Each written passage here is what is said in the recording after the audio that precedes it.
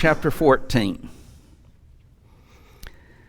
We were actually down to verse 14, but this section starts with verse 12 and goes through verse 20, that Babylon's pride is the reason for her fall.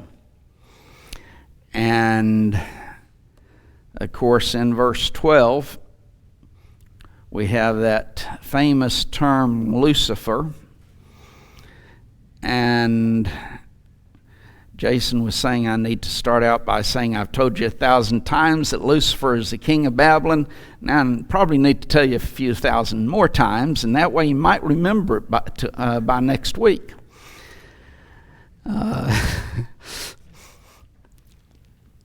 It is the king of Babylon that's under discussion. Some people, of course, we've heard that Lucifer is Satan so many times through the years that people believe it. They've accepted it. Many of them, if you ask, where's the term Lucifer in the Bible, wouldn't have any concept as to where it's found, much less the context that it's talking about or anything else. Okay, Dale. Lucifer's definitions and background synonyms, I guess I could look it up in Hebrew. I'm not good at Hebrew. How would it relate to where it would relate to Babylon, that it would be used to start with? I never looked at background study. The word means, in fact, the American Standard, let me just pull that up real quick, uses day star. That's a good translation of it. A bright star is what he's dealing with.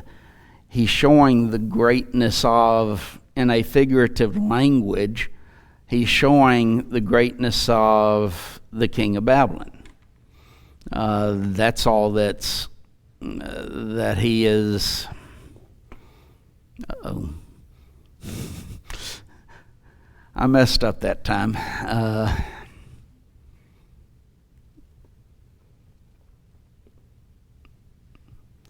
That the king of Babylon is someone who's bright, his greatness in relationship to all of the nations of the earth. He's talking about his reputation, in other words? Well, God had made him such. So it just, I can say the son of the morning. But also, we see in this his pride. If you want to study the idea of Lucifer, that actually goes back to the Latin. Would this be parallel to Assyrian, the rod of mine anger? It's sort of like Assyrian had a reputation too, and so it's sort of like parallel. Both had a reputation.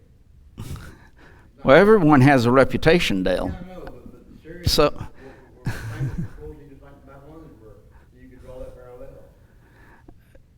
it is God saying that this is a great nation. They are a bright star in relationship to all of the stars. Their brightness shone greater than the other stars. That's why the head of gold in Daniel 2, king of Babylon, you're that head of gold. It shows the greatness of Babylon. Henry, did you have... I just wanted to say that it's interesting that this is the only place in the Bible where the word Lucifer is used, right? It is the only time all the way through it. Now, as we mentioned last week, some try to parallel this with Christ, actually, in Revelation, where he's called the bright and morning star. Some even making it almost a reference to Christ. But You're right. It's the only time that the name is found or the term is found, and they did us an injustice really in using Lucifer. They should have bright star, morning star, or day star, something along that line, is the way in which it should have been translated. But I say they followed the Latin in this instead of actually using the Hebrew. But it shows, he's going to show in this how that Babylon is cut down to the ground.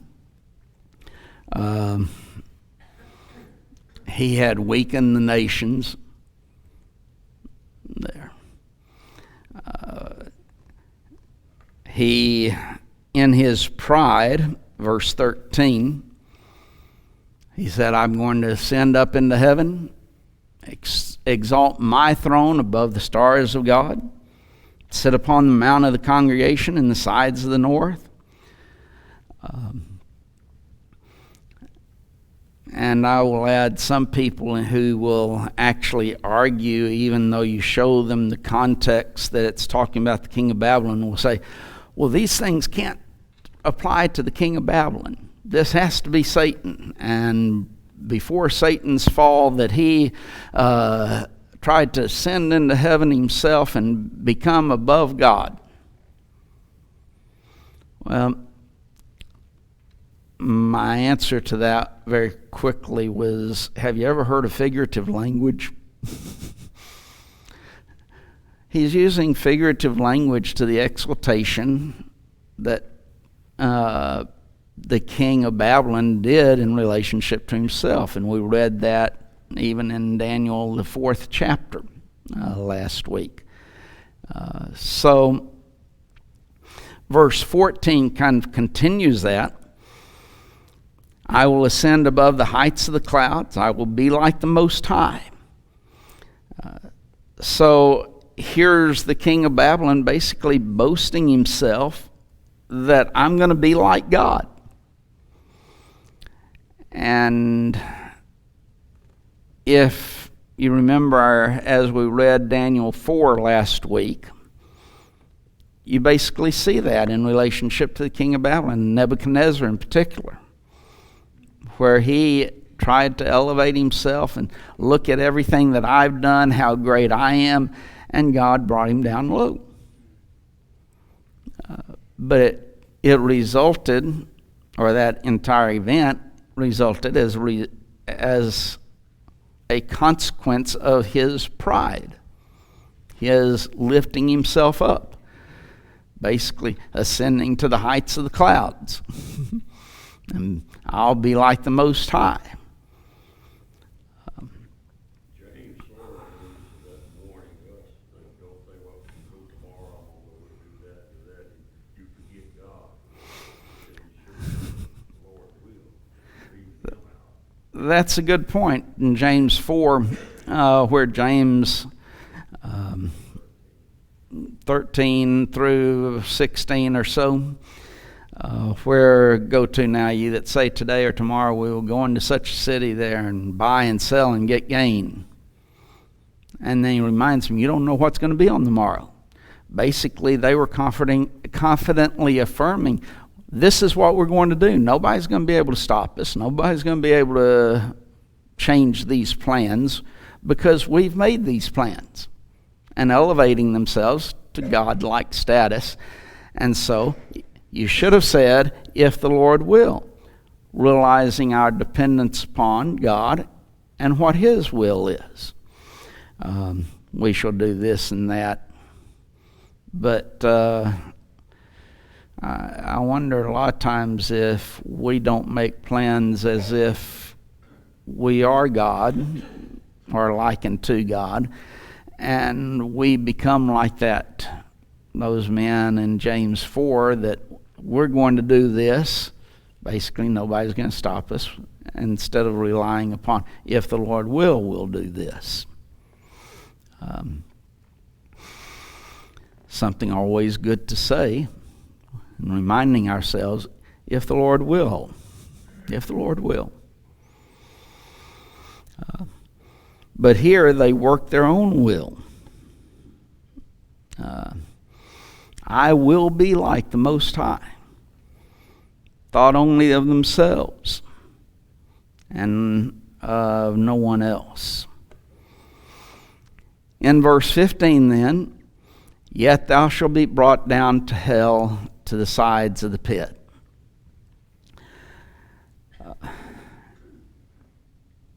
Here,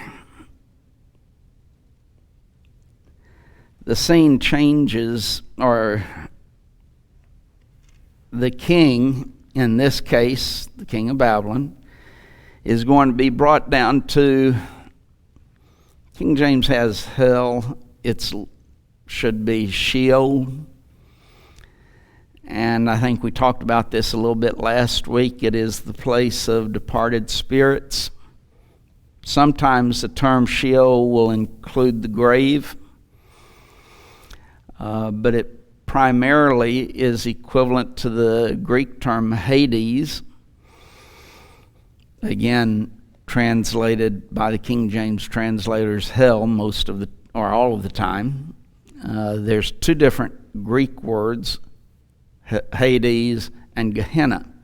Gehenna should be translated hell. Hades, there's no word for it. So later translations decided to transliterate it, and we now have a new word, Hades. Should have done that with Sheol. And by the way, in the Hebrew, there's only the one word Sheol. There is not a term for what would be equivalent to the Greek Gehenna, hell. Every time you see hell in the King James in the Old Testament, it's literally Sheol. It's that place of departed spirits. And so he says, in relationship to that the king's going to be brought down to this Sheol, and the sides or the lowest parts of the pit, or of Sheol. Now then, if you look at the contrast, verse 14, I'm going to ascend above the heights of the clouds. I'm going to be like the Most High. That's what he was claiming, but rather, or instead of that, he is going to be brought down to the depths of Sheol, or depths of the pit. So a great contrast is set forth for us in these two ideas. W.E. Vine observed regarding this context, quote, that this demonstrates the fact of the conscious state of the souls of the dead in Hades, their power to exchange thoughts, and their vivid recollection of their past circumstances on earth. End quote. So here's the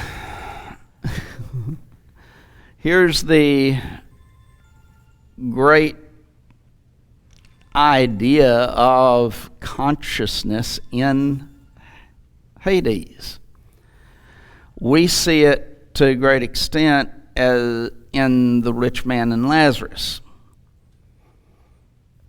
That both of them were conscious, and the rich man, of course, suffering torment, while Lazarus, being in Abraham's bosom, being blessed. But both of them were conscious. The rich man could remember that he had 5 brothers, and they needed to hear the truth so that they would not come to that place. And I would say, remember not to read too much into that. How many times do we hear someone in the world talking about that, someone who's died, that they're looking down on me and knowing what's going on, knowing what's happened? Well, no. They don't. Are they conscious? Yes. Do they remember what did took place or what has taken place? Yes. Does that mean that they know what's taking place now? No. The scriptures would indicate that they do not know what is taking place on earth at this time.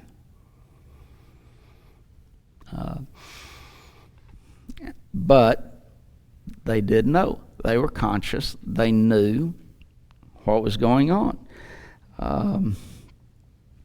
This also shows that the idea of soul sleeping, you familiar with that doctrine?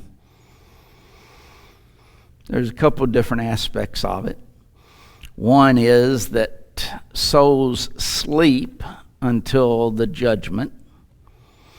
That is, when you die, you sleep. You have no awareness of anything. They would take the historical account of the rich man and Lazarus as a parable that is not true relating to the afterlife. Because in the afterlife, the only thing that happens is you sleep. Don't have any consciousness at all. There's another form of it, which basically goes to the point of annihilationism. That is, when you die, you cease to exist. For those who are wicked, at least. The righteous will still be saved and go to heaven, and they will have eternal life. But those who die and are in a state of spiritual death, well, they've died. They've ceased to exist. They don't have life, do they?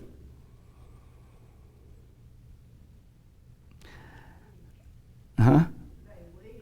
They wish. That's a good way to put it. They wish. Here, just a caveat along that line. Words are used in different ways. I'm sure you do not know that, and never have realized that within your life, that words are used in different ways, depending on the context. When it talks about having eternal life,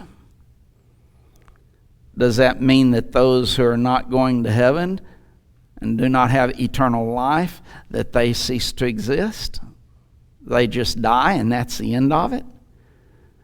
That's the way some argue it. Well, they have eternal life, but it is an eternal life of torment. In fact, in Matthew 25:46, these shall go away into everlasting punishment, and the righteous into life eternal. The everlasting and eternal are the exact same word in the original. So whatever the life is, that's what the punishment is. However long the life is, that's how long the punishment is. But they try to make a play on the idea of eternal life. And so others don't, those who are in that state of death, they don't have eternal life. Certainly not. Well, not in heaven, but they're going to live eternally separated from God. And thus it's spoken of as death. But the idea of soul sleeping carries over into that many times annihilationism, that those individuals who are lost simply cease to exist.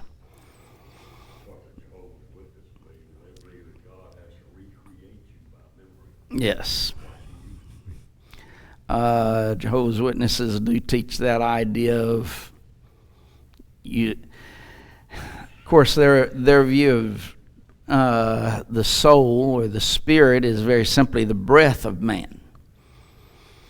Of course, someone argued one time that that means every time you exhale, you are exhaling your soul.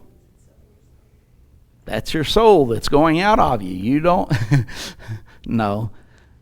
That's what their doctrine implies, actually. It's not true, and they would not accept that. So understand there's a difference in what their doctrine implies and what they will accept. While it might imply it, they won't accept it. Won't accept the implications of their doctrine. But that's their view, that the breath is the soul of man. And so when you breathe out, you're breathing out your soul. They don't believe in an eternal aspect.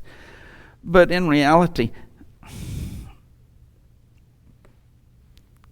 Jehovah's Witnesses, and this is true with premillennialism as well, they are very materialistic oriented. Everything is materialistic to them.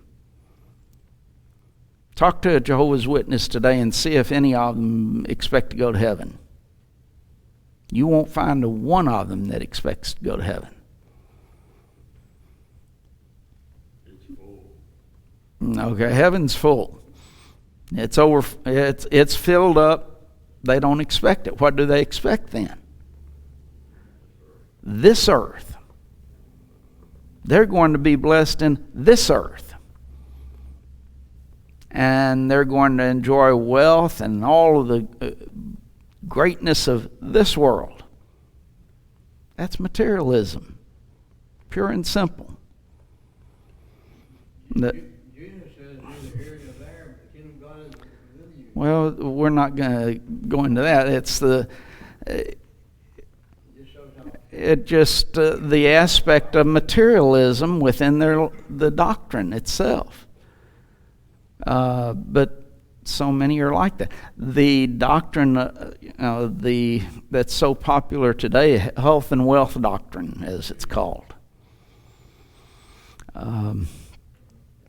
As one Pentecostalist was saying, you send me, and I've forgotten the figure that he used. I think it was $1,000, and this was many years back. Send me $1,000 or send me your vow, and you will put God in your debt. That's what he said. Yeah, that is scary, isn't it? But how many times do you hear the same thing, whether it might not be in those terms? You can expect a miracle if you'll send me money. God will do something great for you. Doctrine of health and wealth. But that doctrine is purely materialistic. It's for this world. They don't even expect the next world. It's not a doctrine that looks to the future as far as heaven and hell. It's a doctrine that looks for right now. That's the problem. That's one of the many problems with what we refer to as the social gospel. That we see even making it's made its inroads in the Lord's church. Social gospel is nothing more than materialistic. That it's dealing with this world instead of the afterworld. And so let's make sure that we take care of this world. We have to take care of the pollution, whatever form it might take. We have to take care of poverty. Make sure that there's no poor people. Why? Because it's this world that's concerning us, not the world to come. And that's materialism again. I don't know how it got me off on that, but no, the idea here is that the king of Babylon, while he thinks he's going to ascend up into heaven, God's going to bring him down to the lowest parts of Sheol, sides of the pit. Verse 16 then, they that see thee shall narrowly look upon thee and consider thee, saying, is this the man that made the earth to tremble, that did shake the kingdoms? So the scene changes here. to the earth. It was in, verse 14 and 15 in particular, going to be brought down to Sheol, to hell, to the sides of the pit. Now then, it's on the earth again, at least in verse 16. And the corpse of Babylon. And now then, here's the king, and the corpse of Babylon is laying unburied, and they look upon him, they gaze upon him, and they kind of wonder in their own minds, is this the one that was so powerful? Is this the one that was so great? Look at him. He's dead. It's a dead corpse. Not even buried.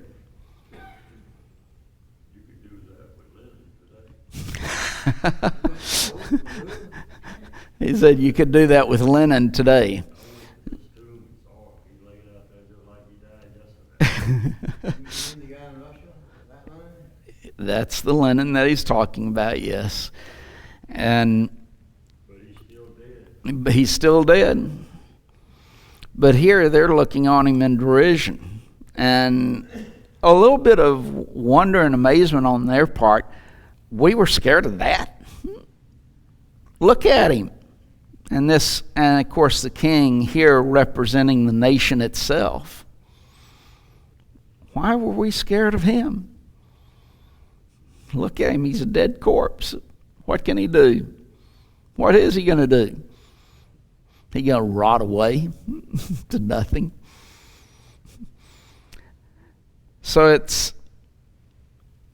yet he describes, here's the one that made the earth tremble, the kingdom, or did shake the kingdoms.